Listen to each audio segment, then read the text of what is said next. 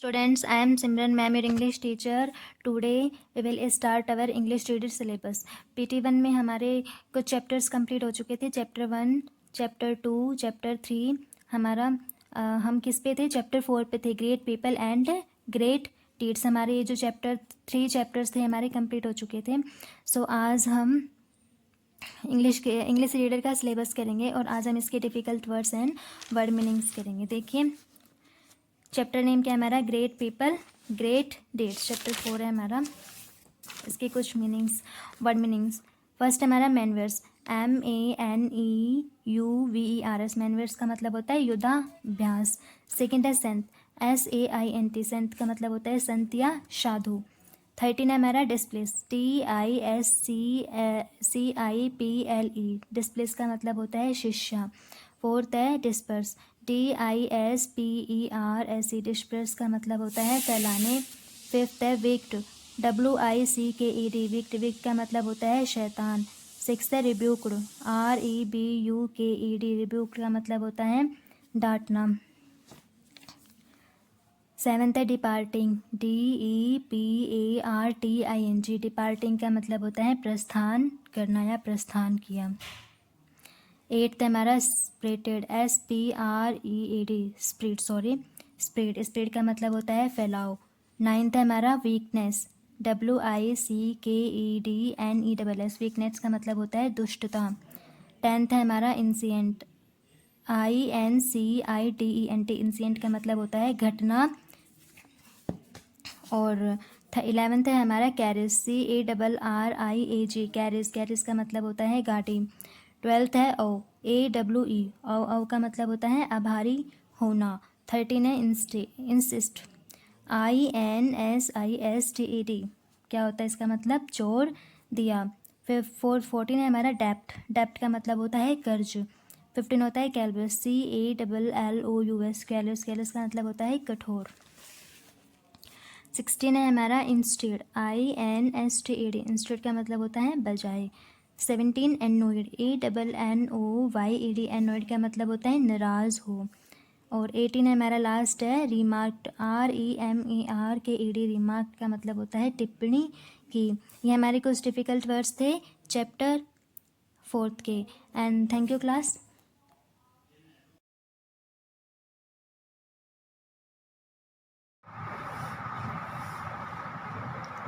Good morning students, I am Priya ma'am, Hindi teacher from Rajpura school. आज हम कर रहे हैं कक्षा 5 पाठ नंबर 7. इसमें टॉपिक है सर्वनाम. सर्वनाम के बारे में हम पहले पढ़ चुके हैं. सर्वनाम क्या होते हैं? जो शब्द संज्ञा के स्थान पर प्रयोग होते हैं उनको हम सर्वनाम कहते हैं. कौन कौन से शब्द होते हैं? ये मैं, यह, वे, सब, ये क्या होते हैं? सर्वनाम शब्द होते हैं. और सर्वनाम के, अब हम इसके पढ़ेंगे सर्वनाम के भेद कौन कौन से होते हैं. सर्वनाम के भेद होते हैं 6, जिसमें सबसे पहले दे रखा है पुरुषवाचक सर्वनाम. पुरुषवाचक सर्वनाम की क्या परिभाषा है? बोलने वाले या सुनने वाले के लिए प्रयोग किए जाने वाले सर्वनाम शब्द पुरुषवाचक सर्वनाम कहलाते हैं. जो बोलता है या सुनता है, जैसे मैं रोज़ सुबह सैर करता हूँ, तो मैं जो है वो बोलने वाला है. ये सर्वनाम शब्द कौन सा हो गया? पुरुषवाचक सर्वनाम. तुम भी चला करो, तुम शब्द क्या है? जो सुन रहा है, तो ये कौन सा है? ये भी पुरुषवाचक सर्वनाम. बोलने वाला और सुनने वाला जिसमें हो, वो शब्द पुरुषवाचक सर्वनाम में आते हैं. दूसरा नंबर है निश्चयवाचक या संकेतवाचक सर्वनाम. किसी व्यक्ति या वस्तु की ओर निश्चयपूर्वक संकेत करने वाले सर्वनाम शब्द निश्चयवाचक सर्वनाम कहलाते हैं. जैसे तुम्हारी पुस्तक यह है और मेरी वह है. ये कौन सा सर्वनाम हो गया? निश्चयवाचक या संकेतवाचक, जिसमें निश्चित तौर पर किसी व्यक्ति की तरफ संकेत किया जाता हो, वो होता है निश्चयवाचक सर्वनाम. और अनिश्चयवाचक सर्वनाम नंबर 3 पे है. अनिश्चयवाचक सर्वनाम, जो सर्वनाम शब्द निश्चित व्यक्ति या वस्तु की ओर संकेत नहीं करता, यानी ठीक इससे विपरीत, वो होता है अनिश्चयवाचक सर्वनाम. जैसे किसी, कोई, कुछ आदि, ये क्या है? अनिश्चयवाचक सर्वनाम. जैसे तुम कुछ कह रहे थे, कुछ मतलब निश्चित नहीं है, कुछ में कुछ भी हो सकता है. कुछ कह रहे थे, कोई बात कह रहे थे, कोई कहानी कह रहे थे, तो कुछ मतलब निश्चित नहीं है. प्रश्नवाचक सर्वनाम, प्रश्न करने वाले सर्वनाम शब्द प्रश्नवाचक सर्वनाम कहलाते हैं। जैसे क्या, किसने, किसे, किसको आदि कौन से सर्वनाम है? ये प्रश्नवाचक सर्वनाम है। जैसे तुम मेरे लिए क्या लाए हो, प्रश्न पूछ रही है उसमें, तो कौन सा सर्वनाम होगा? प्रश्नवाचक सर्वनाम। नंबर 5 पे है संबंधवाचक सर्वनाम। जो सर्वनाम शब्द संबंधित व्यक्ति या घटना का संबंध जोड़ते बताते हैं वह संबंधवाचक सर्वनाम कहलाते हैं। जैसे जो बोएगा सो काटेगा, जो है वो सो के साथ संबंधित है, तो ये कौन सा सर्वनाम होगा? संबंधवाचक सर्वनाम। नंबर 6 पे है निजवाचक सर्वनाम। जब कर्ता के द्वारा सर्वनाम शब्द अपने आप को एक विशेष भाव से व्यक्त करता है तो वहाँ निजवाचक सर्वनाम होता है। जैसे यह काम मैं अपने आप कर लूँगा, अपने आप, ये कौन सा इसमें जो दिखा रहा है वो कौन सा सर्वनाम होगा? निजवाचक सर्वनाम। यहाँ वैसे तो मैं भी अपने लिए ही प्रयोग हुआ है, लेकिन अपने आप में जो भाव है वह निजता का है, यानी खुद के लिए, इसलिए इसको निजवाचक सर्वनाम कहा गया है। सर्वनाम शब्दों की कुछ ध्यान देने योग्य बातें कौन कौन सी है? तो एक वचन का प्रयोग बेहद अकेलेपन और किसी के प्रति कम सम्मान होने दोनों परिस्थितियों में किया जाता है। जैसे प्रभु तू बड़ा महान है, तू अब यहाँ से चला जा, यहाँ सम्मान और अपनापन है, और यहाँ तू में तू तड़ाक छिपा है, यानी ये यहाँ पे आदर सम्मान वाली बात नहीं है, यहाँ आदर के लिए भी तू आया है, तो ये जो तू शब्द है ये दोनों जगह प्रयोग होता है। मैं की जगह हम अपने बात नहीं करते, हम आपसे बात नहीं करते, ये कुट्टी करने वाला व्यक्ति एक भी हो सकता है। तुम के स्थान पर तू और तू के स्थान पर तुम का प्रयोग, अरे तुम आ गए, यह वाक्य एक व्यक्ति के लिए भी कहा जा सकता है और एक से अधिक व्यक्तियों के लिए भी कहा जा सकता है। ये कुछ ध्यान देने वाली बात है। अब हम इसके अभ्यास कार्य करते हैं जो आपको भी अपनी बुक में करने हैं। वाक्यों में आए सर्वनाम शब्दों को रेखांकित करना है। जैसे मैं कल आऊँगा, तो इसमें सर्वनाम शब्द कौन सा है जिसको आपने रेखांकित करना है, अंडरलाइन करना है? जैसे फॉर एग्जाम्पल मैं। इसी तरीके से आपने सभी वाक्यों में सर्वनाम शब्द को रेखांकित करना है। वह तो घर चला गया, तो इसमें सर्वनाम शब्द कौन सा है ये आपने बताना है। उसने मेरी कोई बात नहीं सुनी, आप उसे बुला लाइए। ये सारे आप पढ़ोगे और इसमें जो सर्वनाम शब्द है उनको आप रेखांकित करोगे। ये आपकी एक्सरसाइज नंबर 1 और ये एक है एक्सरसाइज नंबर 2। नीचे लिखे सर्वनाम शब्दों से वाक्य बनाना है।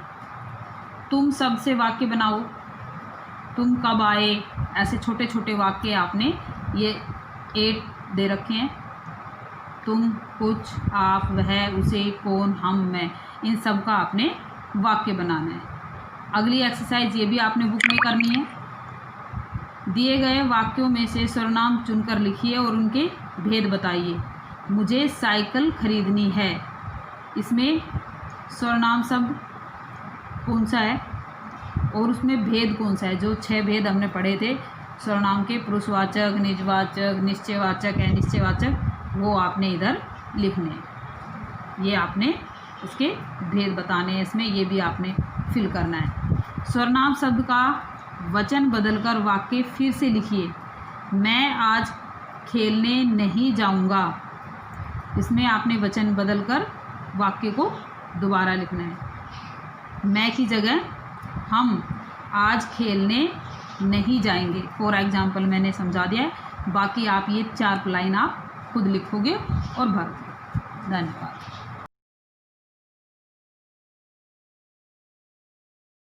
Good morning students. Today I will start your SST classes online from class 5th. Dear students, let's start. Dear students, हमारा जो चैप्टर नंबर 1 है वो कंप्लीट हो चुका था। Chapter number 2, chapter number 3 and chapter number 4 हम कंप्लीट कर चुके हैं। जब हमारा सिलेबस चल रहा था उस टाइम हमने चैप्टर नंबर 5 स्टार्ट कर रखा था। आज मैं आपको चैप्टर नंबर 5 स्टार्टिंग से दोबारा करवाती हूँ क्योंकि बीच में हमारा बेसिक वर्क होने लग गया था। आज हम चैप्टर नंबर 5 करेंगे। हमारा चैप्टर नंबर 5 है इक्वेटोरियल फॉरेस्ट रीजन, यानी कि भूमध्य रेखीय वन क्षेत्र। Dear student, first of all chapter name draw करेंगे equatorial forest region. Then we do this chapter difficult words. Heading डालेंगे डिफ़िकल्ट वर्ड्स। फर्स्ट है इक्वेटर, EQUATOR इक्वेटर। सेकंड है लैटिट्यूड, LATITUDE। थर्ड है इवेपोरेशन, EVAPORATION। फोर्थ है emergent, EMERGENT emergent. Fifth हमारा difficult word है characteristic, CHARACTERISTIC characteristic. Sixth है poison, POISON poison. Seventh है agriculture, AGRICULTURE agriculture. Eighth है plantation, PLANTATION plantation. Ninth है fertile, FERTI fertility, FERTILITY fertility. Tenth है gathering, GATHERING gathering. Next heading डालेंगे word meaning. First हमारा word meaning है equator, EQUATOR equator means भूमध्य रेखा। Second है region, REGION region, region means क्षेत्र। थर्ड है क्लाइमेट, CLIMATE क्लाइमेट मीन्स जलवायु। फोर्थ है कॉन्टिनेंट, CONTINENT कॉन्टिनेंट मीन्स महाद्वीप। फिफ्थ है इवेपोरेशन, EVAPORATION इवेपोरेशन मीन्स वाष्पीकरण। सिक्स्थ है थंडरस्टॉर्म, THUNDERSTORM थंडरस्टॉर्म मीन्स आंधी तूफान। नेक्स्ट है टेम्परेचर, TEMPERATURE टेम्परेचर मीन्स तापमान। एट्थ है मिनरल्स, MINERALS मिनरल्स मीन्स खनिज पदार्थ। नाइन्थ है फॉरेस्ट, FOREST फॉरेस्ट मीन्स वन। टेंथ है termites, TERMITES means termites means दीमक। 11th है कम्युनिटी, COMMUNITY कम्युनिटी मीन्स समुदाय। डियर स्टूडेंट्स, आपको ये जो word meanings and difficult words हैं ये आपकी फेयर नोटबुक में neat and clean handwriting में रिटर्न करने हैं। जिस स्टूडेंट ने इनको रिटर्न कर रखा है पहले, क्योंकि ये मैंने स्टार्टिंग करवाई इस चैप्टर की पहले भी करवा चुकी हूँ, वो दोबारा से रिटर्न नहीं करेगा, वो लर्न करें। Thank you students. I hope you understand, learn and write these word meanings and difficult words. Thank you.